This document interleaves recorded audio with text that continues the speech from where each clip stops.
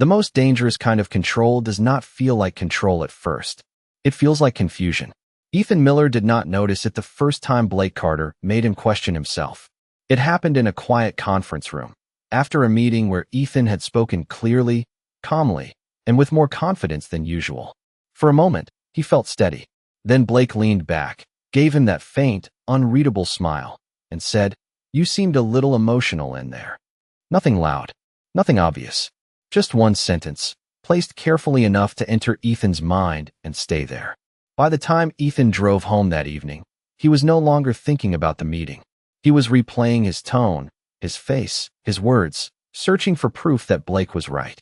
That is how dark psychology often begins. Not with someone forcing you to obey, but with someone training you to distrust your own reality. Maybe you have felt this before. Someone says something small, but afterward your mind will not settle. You start explaining yourself to them, then to others, then finally to yourself. You wonder if you overreacted. You wonder if you misunderstood. You wonder if you are the problem. And while you are busy defending your own emotions in your head, they are already standing in a higher position inside the relationship. Blake understood something Ethan had never been taught. The person who controls the emotional frame often controls the interaction. Ethan thought respect came from being reasonable, open, and willing to explain. So whenever Blake acted cold, Ethan tried harder. Whenever Blake gave him silence, Ethan filled it. Whenever Blake hinted that Ethan was too sensitive, Ethan softened his voice, apologized too quickly, and handed over more of himself. He thought he was creating peace, but he was really teaching Blake exactly where the buttons were.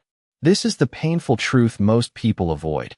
Manipulators do not always control you by attacking your weakness.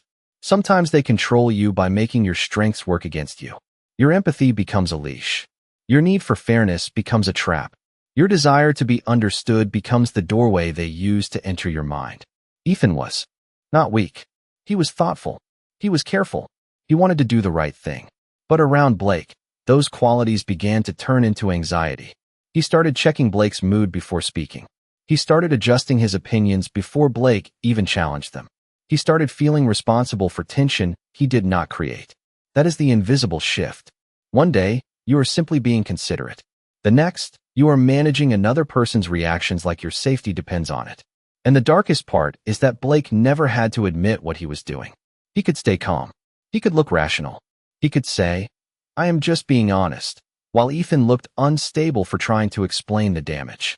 That is why this game is so difficult to see from the inside. The person under control often looks emotional.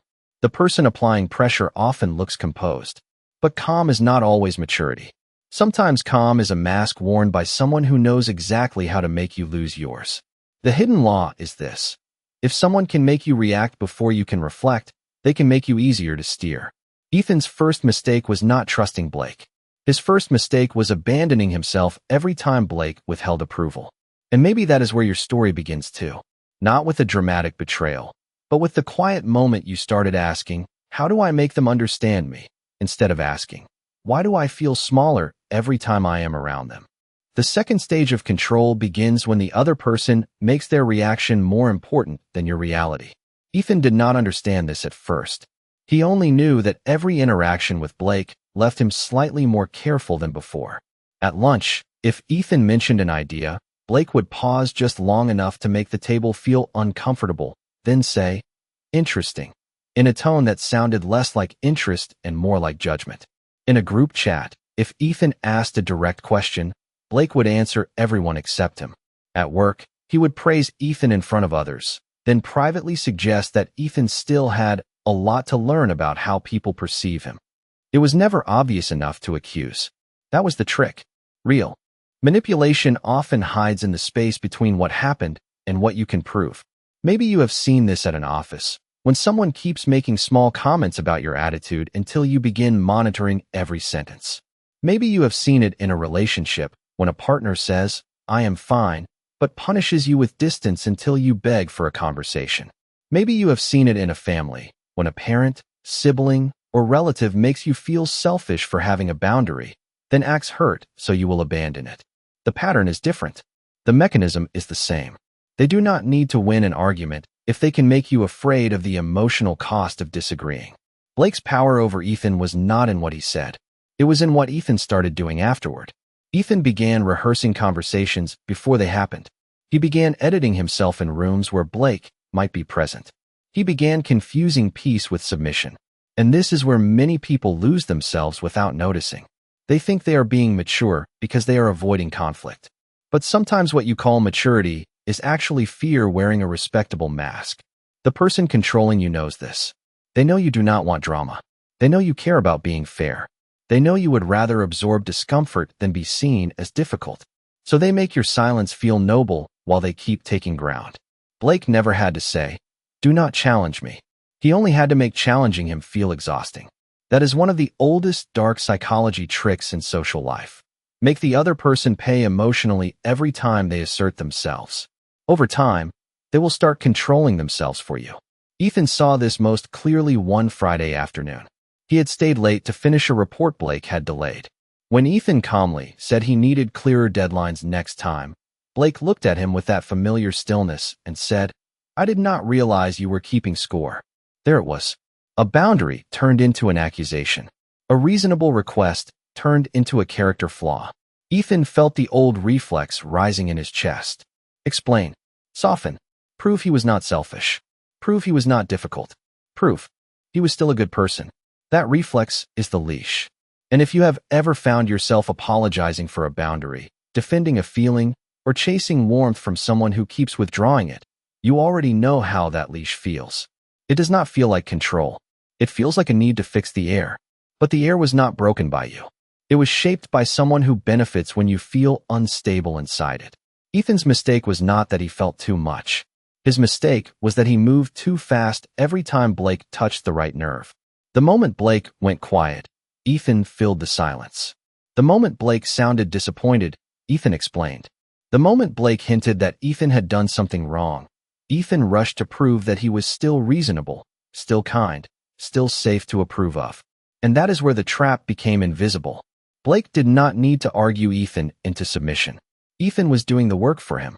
He had trained himself to react before he understood what was happening. This is the error that keeps people trapped in psychological control. They answer the pressure before they question the source of it. Someone gives you a cold look, and suddenly you are rewriting your message. Someone delays their reply, and suddenly you are wondering what you did wrong. Someone acts distant at dinner, in the office, at a family gathering, and instead of asking whether their behavior is fair, you start asking how to earn warmth back. That is not emotional intelligence. That is emotional surrender disguised as sensitivity. Ethan had always believed that explaining himself would protect him.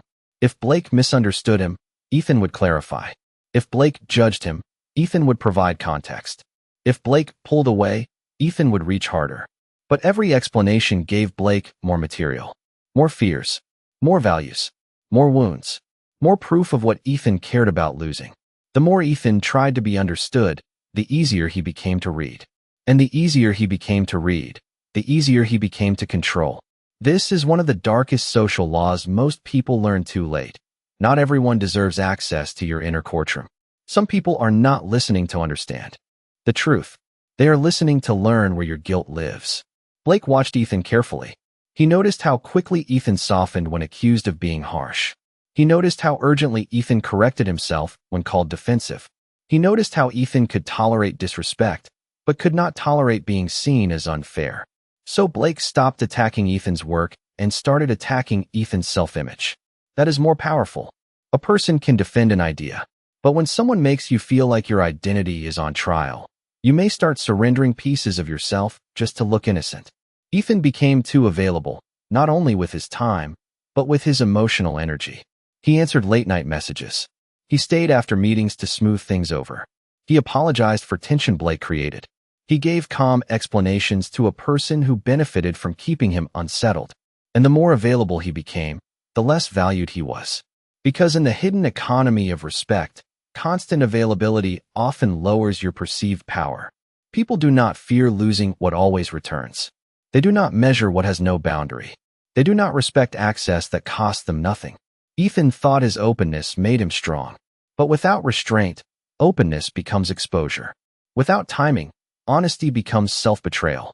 Without boundaries, kindness becomes a handle other people can use to move you. The real danger was not Blake's manipulation alone. It was Ethan's hunger to be seen as good by someone who kept using that hunger against him. And maybe this is the part that feels too familiar. The person who controls you rarely begins by taking your freedom. They begin by becoming the judge of your intentions. Once you need them to believe you are good, calm, loyal, grateful, mature, or easy to love, they no longer have to chain you. They only have to threaten the image you are desperate to protect. The hidden law is simple, but most people only understand it after they have lost too much of themselves.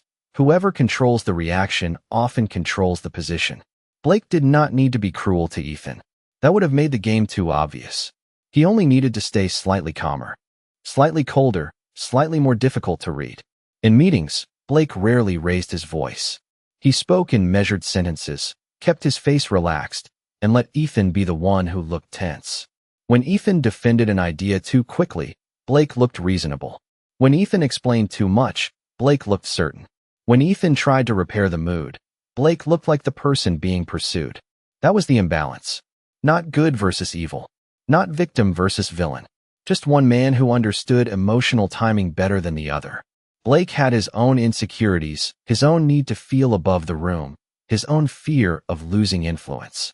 He was not some cartoon monster hiding in the office. He was the kind of person you meet everywhere.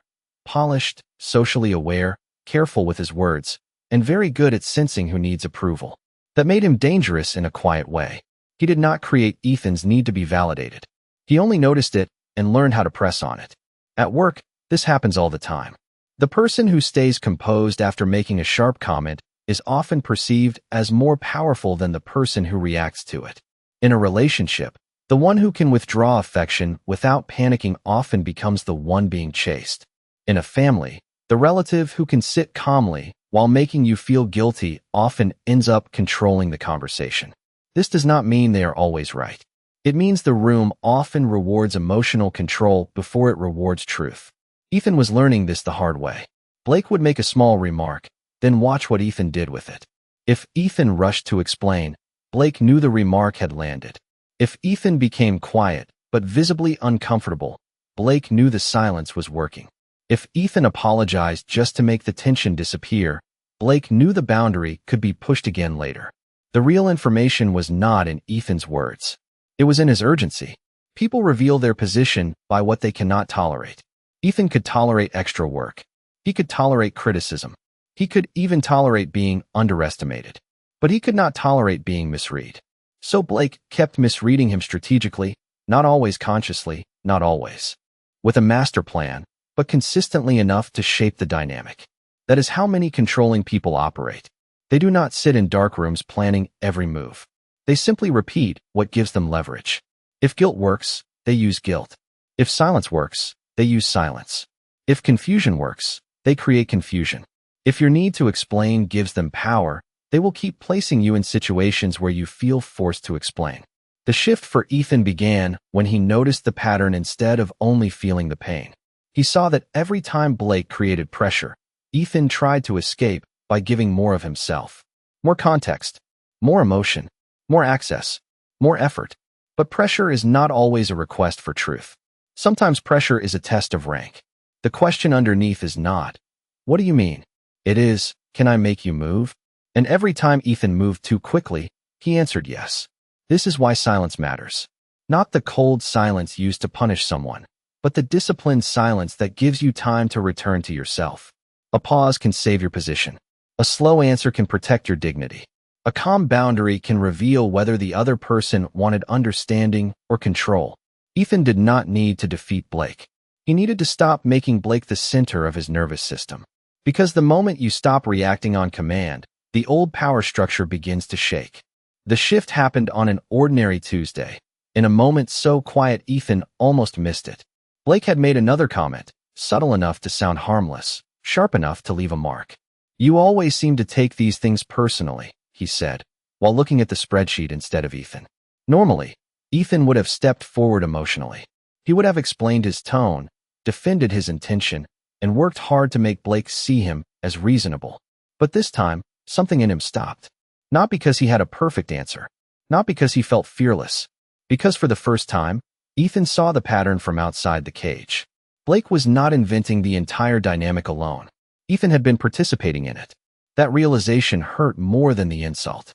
It is easier to believe people disrespect you because they are cruel, insecure, jealous, or blind to your value. Sometimes they are. But the darker truth is that people also study what you allow. They notice what you chase. They learn what you will explain. They remember which lines you redraw after they cross them. Ethan had spent months teaching Blake that discomfort would make him soften. Silence would make him reach. Disapproval would make him perform. Confusion would make him confess. He had not done it consciously. No one wakes up and decides to hand over their power. It happens through small bargains with fear. You laugh at a comment that bothered you because you do not want to seem sensitive. You answer a message immediately because you do not want distance to grow. You accept blame that is not yours because peace feels safer than self-respect. You explain a boundary as if it needs permission to exist. And slowly, the world receives instructions from your behavior. Ethan realized he had been asking the wrong question. He kept asking, "Why does Blake treat me this way?" But the sharper question was, "What have I shown Blake I will tolerate in order to be approved?" That question did not excuse Blake. It did not make manipulation acceptable. It simply returned Ethan to the one place where power could actually be rebuilt, his own responses. This is the twist most people resist. Respect is not only something others give you. It is also something you demonstrate you will not live without. If you keep returning to conversations where your reality is twisted, people learn that twisting your reality has no cost. If you keep over-explaining to someone committed to misunderstanding you, they learn that your dignity is negotiable. If you keep rewarding withdrawal with pursuit, they learn that distance makes you easier to control. Ethan thought he was being patient. But patience without limits becomes permission. He thought he was being loyal. But loyalty without self-respect becomes self-abandonment. He thought he was being mature. But maturity is not the ability to tolerate quiet disrespect forever. Sometimes maturity is the ability to let someone be disappointed without rushing to rescue their opinion of you. That day, Blake waited for the old Ethan to appear. The Ethan who would lean forward, soften his voice, and offer a long explanation. But Ethan only looked at him calmly and said, "I see it differently." Then he stopped. No speech. No defense. No emotional offering. The room did not explode. Blake did not suddenly change. But something more important happened. Ethan did. For the first time, he did not hand Blake a map of his insecurity. He let the silence sit there without trying to fix it. And in that silence, Ethan understood the law he had been avoiding. People may test your boundaries, but your response teaches them whether the test worked. Ethan did not become stronger by becoming colder. He became stronger by becoming slower. That was the first technique, controlled silence.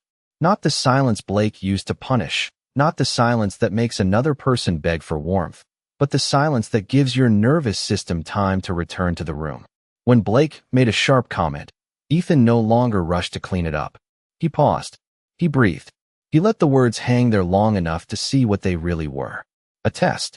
A hook. A small attempt to pull him into the old performance. Most people lose their frame because they answer too soon. They feel pressure and mistake it for responsibility. They feel tension and assume they must fix it. But not every tense moment is yours to repair. Sometimes the most powerful thing you can do is let a sentence reveal itself before you respond to it. Ethan learned to delay his reaction by a few seconds, then a few minutes, then sometimes a full day. At work, if Blake sent a message with that familiar edge, Ethan stopped writing paragraphs. He wrote one clear line. "I will review this and respond when I have the full context." In meetings, when Blake tried to make him look uncertain, Ethan did not over-explain. He said, "That is not how I see it," or, "I am comfortable with what I said," and then stopped. This is what a cold boundary looks like. Not cruel, not dramatic, not emotional revenge. Just clean, firm, and unavailable for negotiation.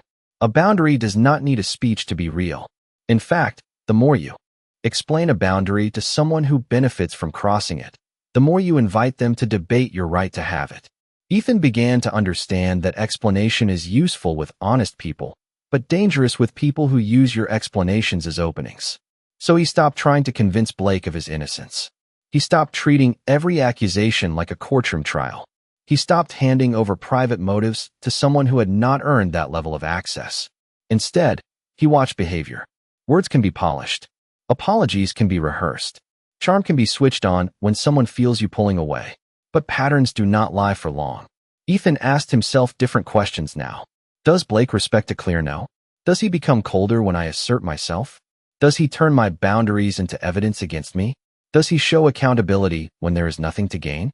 These questions kept Ethan grounded in reality instead of trapped inside Blake's version of it. That is what it means to hold frame. You decide what is true before someone else's mood tries to rewrite it. You do not let their disappointment become your emergency. You do not let their silence become your command. You do not let their approval become the mirror where you search for your worth. Holding frame is not controlling the other person. It is refusing to let the other person control the center of you. And this is where self-mastery becomes visible. It is not loud confidence. It is not pretending you are untouchable. It is the quiet discipline of choosing your response instead of donating it to whoever knows how to provoke you. Ethan still felt the pressure. His chest still tightened when Blake went cold. His mind still wanted to explain, soften, repair, and earn the room back. But now there was space between the trigger and the reaction. And in that space, Ethan found something Blake could not use against him: choice. Ethan's change did not announce itself. It did not arrive as a speech, a confrontation, or a dramatic moment where everyone suddenly understood him. It appeared in the small places where he used to disappear. In meetings, he stopped rushing to fill every pause.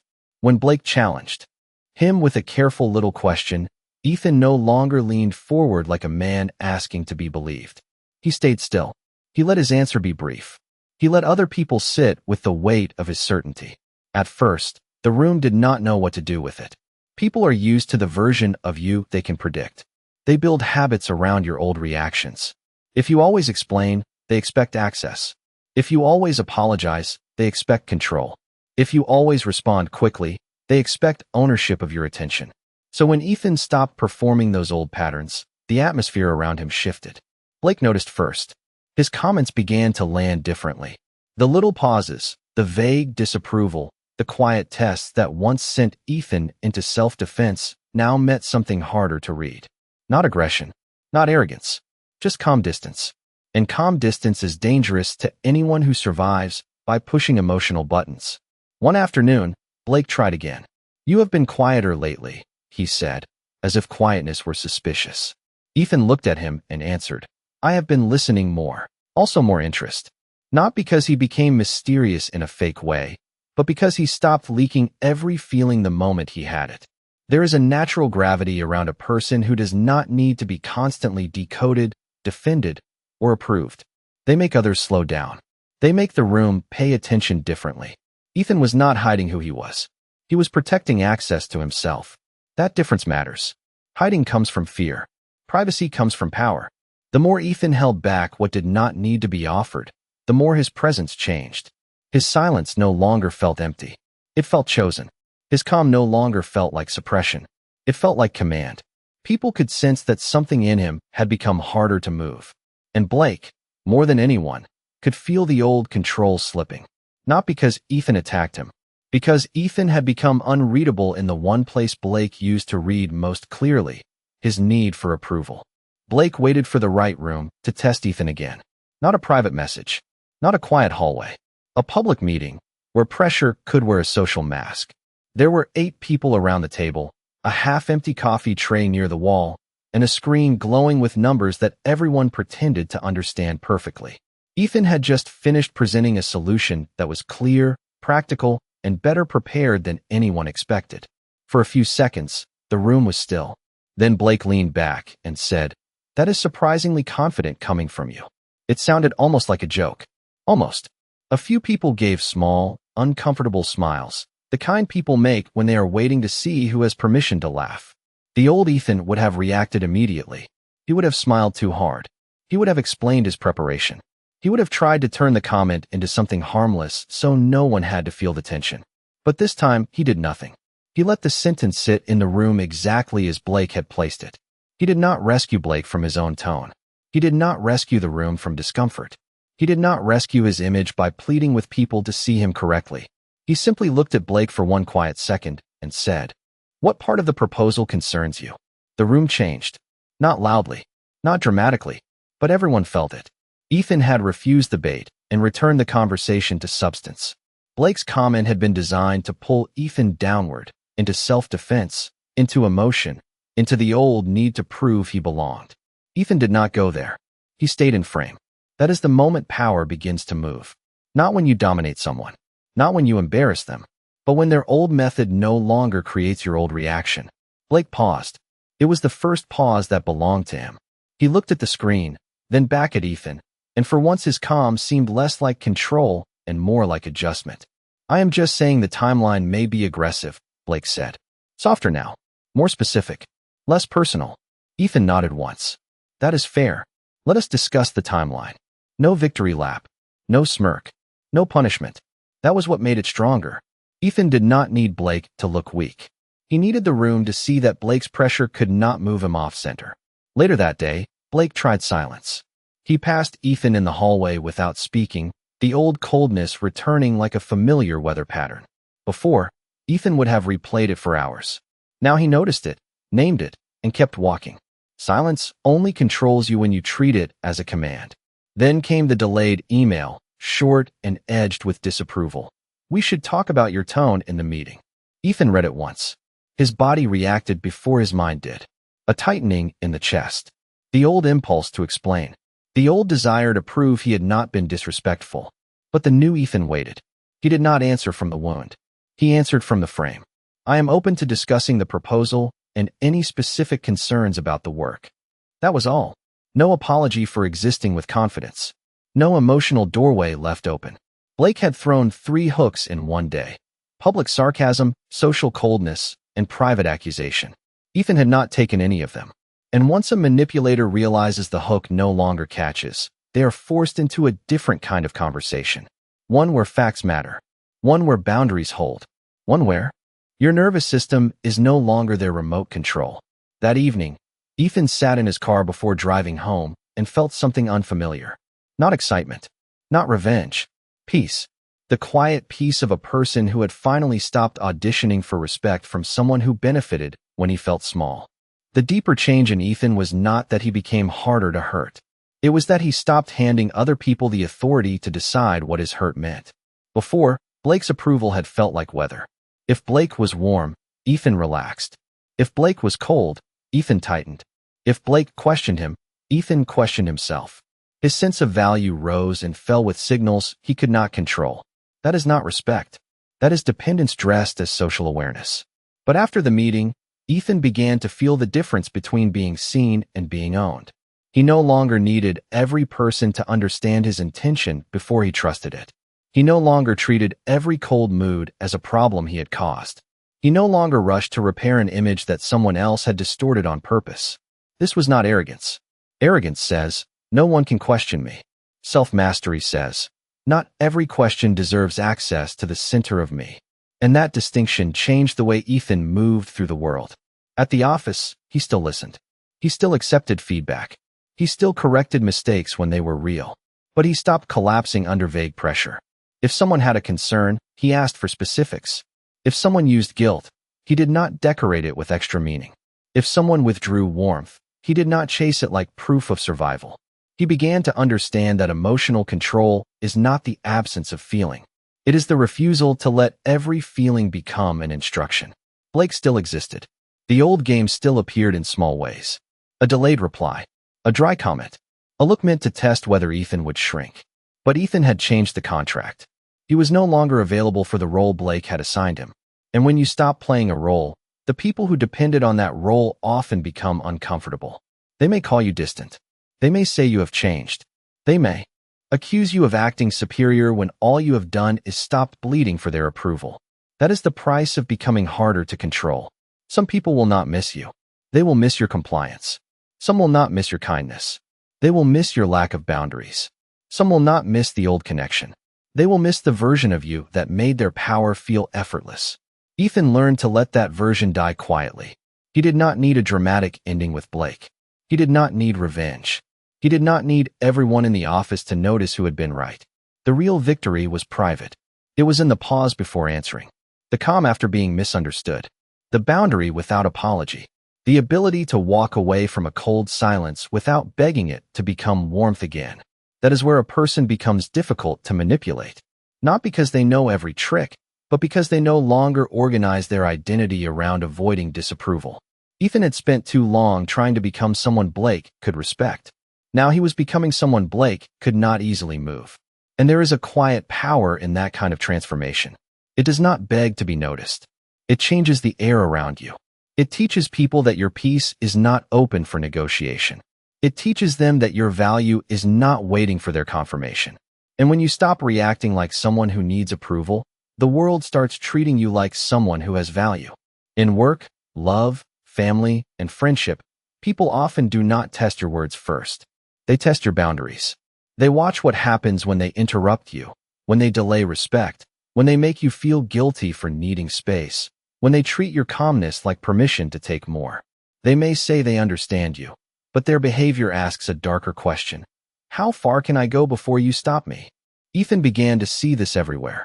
At work, it was the colleague who kept sending last-minute requests because Ethan always saved the deadline. In relationships, it was the person who disappeared emotionally, then returned expecting warmth without accountability. In family, it was the relative who called a boundary. Selfish because guilt had worked for years. Among friends, it was the joke that kept cutting too close because everyone knew Ethan would smile instead of speak. This is how social power is measured quietly. Not by what you claim to value, but by what you repeatedly allow. People learn your rules through your reactions. If you say you need respect but stay available for disrespect, they believe the pattern, not the statement. If you say you need space but answer every message in panic, they believe the panic. If you say you are done explaining but keep defending yourself to people committed to misunderstanding you, they believe access is still open. The world is always listening, but not only to your words. It is listening to your behavior. This does not mean you become harsh. It means you become clear. A boundary is not an attack. It is information. It tells people where your peace begins, where your dignity ends the negotiation, and where your emotional labor is no longer free. The difficult part is that some people will only respect the boundary after they realize your old reaction is gone. They may test you with silence. They may test you with disappointment. They may test you with jokes, distance, guilt, or sudden affection. They are not always evil. Sometimes they are simply used to the old version of you. But self-mastery begins when you stop rewarding the behavior that drains you. Ethan learned that every boundary has a cost, but so does every collapse. The cost of a boundary is temporary discomfort. The cost of having none is slow self-erasure. So when someone in your life applies pressure, do not only ask what they said. Ask what they are testing. Are they testing whether guilt still controls you? Whether silence still makes you chase? Whether criticism still makes you shrink? Whether affection still makes you forget what happened? Once you see the test, you gain space. And in that space, you can choose. You can pause. You can answer less. You can ask for specifics. You can leave the room. You can let someone be upset without turning their emotion into your assignment. That is not cold. That is adulthood with a spine. Because the people who belong in your life will adjust to your boundaries. The people who benefited from your lack of them will call your self-respect a problem. Learn the difference. Your words may introduce your standards, but your boundaries prove them. And the moment your behavior finally matches your value, the game around you begins to change. Dark psychology becomes dangerous the moment you use it to become the thing you were trying to survive. Ethan had to learn this carefully, because once you see the tricks, there is a temptation to use them back. To go silent so someone panics. To withdraw warmth so someone chases. To make people question themselves because someone once made you question yourself. But that is not power. That is infection. That is what happens when pain finds a strategy and calls it strength. Real power does not need to keep another person confused to feel safe. Real power does not need to punish, bait, or emotionally starve people into obedience. It has boundaries. It has restraint. It can say no without cruelty. It can walk away without theater. Blake used control because he needed reactions to feel important. Ethan was learning self-control because he wanted peace without surrendering himself. That difference matters. Toxic control says, I need you unstable so I can feel secure. True power says, I will remain stable even if you try to make me unstable. One turns people into tools. The other returns you to yourself. This is why dark psychology should be treated like a warning system, not a weapon. You learn the signs so you can recognize the hook before you bite it. You learn the silence game so you can tell the difference between space and punishment. You learn emotional pressure so you can notice when guilt is being used as a leash. You learn the hidden rules of social power so you stop confusing kindness with unlimited access. Ethan did not become unreadable so he could manipulate the room. He became unreadable so the room could no longer manipulate him. He did not stop explaining to make people suffer. He stopped explaining because not every person had earned the right to cross-examine his soul. He did not hold boundaries to dominate Blake. He held boundaries so Blake's moods no longer governed his nervous system. That is the line you must never lose. Self-mastery protects your dignity. Manipulation violates someone else's. Self-mastery creates clarity. Manipulation creates fog. Self-mastery lets people choose. Manipulation quietly removes choice while pretending nothing happened. And if you have been controlled before, this line can blur when anger enters the room. You may tell yourself you are only giving them a taste of their own medicine, but revenge still keeps you connected to the person who trained you to react. It means they are still shaping your behavior from inside your pain. Ethan's freedom began when he stopped asking how to beat Blake at his own game and started asking how to leave the game entirely. That is where your strength begins too. Not in becoming colder than the people who hurt you, but in becoming clearer than the confusion they created. Not in making others fear your silence, but in making your silence a place where you can hear yourself again. Dark psychology can show you the cage, but self-mastery is what opens the door. And once you are no longer a target for guilt, silence, approval, and emotional pressure, you do not need to control people to feel powerful. You simply become someone they can no longer control. Ethan became unreadable the day he stopped needing people to know exactly what he felt the moment he felt it. He still had emotions. He still noticed the sting of disrespect, the pressure of silence, the old pull to explain himself until no one could misjudge him. But now those emotions no longer escaped him before he could understand them. They passed through him quietly, like weather behind a closed window. Blake could still sense the difference. So could everyone else. Ethan spoke less, but when he spoke, people listened more. He did not rush to fill gaps in conversation. He did not decorate every answer with nervous warmth. He did not expose his private doubts just to make others comfortable. His calm had become difficult to read because it was no longer a performance. It came from ownership. In meetings, he watched more than he reacted. He noticed who interrupted whom. He noticed who used humor to hide disrespect. He noticed who became uncomfortable when they could not easily predict his response. And that was the strange power of it. The less he revealed on command, the more others revealed around him. Blake, who once controlled the emotional temperature, now found himself uncertain. Not afraid, not defeated, just unable to locate the old handle. Ethan no longer begged for respect through over-explaining, over-giving, or over-apologizing. He let his boundaries speak before his emotions did. If someone misunderstood him honestly, he clarified. If someone misunderstood him strategically, he stayed brief. If someone tried to pull him into a reaction, he returned to facts. If someone withheld approval, he let them keep it. That is what makes a person unreadable in the strongest sense. Not secrecy, not coldness, not pretending nothing affects you. It is the discipline of not letting every emotion become public property. It is the ability to feel deeply without becoming easy to steer. Ethan learned that respect often rises when the need for respect falls away. People feel the difference between someone asking to be valued and someone who already knows what they will no longer accept. The old Ethan walked into rooms wondering, do they approve of me? The new Ethan walked in asking, what is actually happening here? That question changed everything. It moved his attention outward.